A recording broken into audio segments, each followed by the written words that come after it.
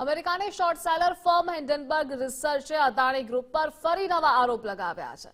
હિન્ડનબર્ગનો દાવો છે સ્વિસ અધિકારીઓએ મની લોન્ડરિંગ અને છેતરપિંડીના કેસમાં અદાણી ગ્રુપના 6 સ્વિસ બેંક ખાતામાં જમા $31 કરોડ આશરે 2600 કરોડ રૂપિયા ફ્રીઝ કરવામાં આવ્યા છે।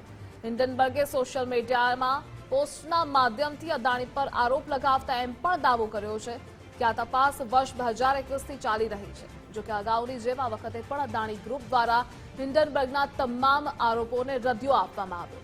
અદાણી દ્વારા એક નિવેદન જાહેર કરવામાં આવ્યું છે। અદાણી ગ્રુપનું કહેવું છે આ તમામ આરોપ તેમની માર્કેટ વેલ્યુને ઘટાડવા માટે લગાવવામાં આવી રહ્યા છે। અદાણી ગ્રુપે કહ્યું છે સ્વિસ કોર્ટના કોઈ પણ કેસ સાથે અમારે કોઈ લેવા દેવા નથી।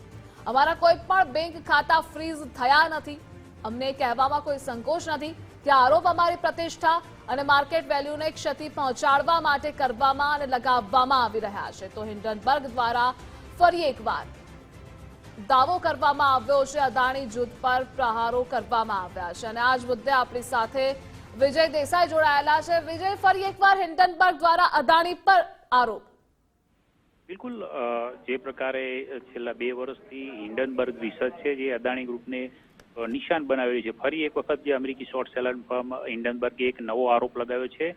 હિન્ડનબર્ગે દાવો કર્યો છે કે સ્વિસ અધિકારીઓએ મની લોન્ડરિંગ અને છેતરપિંડીના કેસમાં અદાણી ગ્રુપ સાથે સંકળાયેલા 6 સ્વિસ બેંક ખાતા છે જેમાં જમા છે $31 કરોડ એટલે કે ભારતીય ચલણમાં અંદાજે 2600 કરોડ રૂપિયા છે તેને ફ્રીઝ કર્યા છે।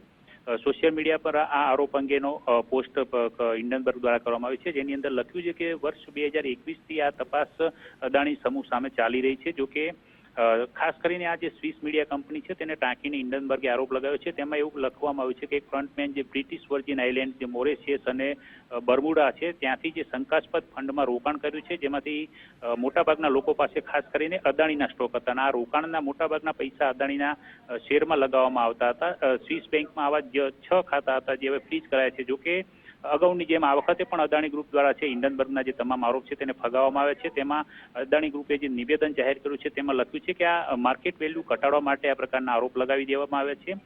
અદાણી ગ્રુપે એવું પણ કહ્યું છે કે સ્વિસ કોર્ટના કોઈ કેસમાં અમારે કોઈ લેવા દેવા નથી, અમારા કોઈ બેંક ખાતા ફ્રીઝ નથી થયા, એટલે કે અમારી પ્રતિષ્ઠા અને વેલ્યુને ક્ષતિ પહોંચાડવા માટે કરવામાં આવી રહ્યા છે। હવે જોવાનું એ રહેશે કે આખરે હિન્ડનબર્ગ દ્વારા જે દિન પ્રતિદિન નવા જે આરોપો છે તે અદાણી જૂથ અંગે લગાવવામાં આવી રહ્યા છે તેને લઈને આખરે આ લડાઈ ક્યારે જઈને અટકે છે। જી વિજય, જોડાવા બદલ આભાર આપનો।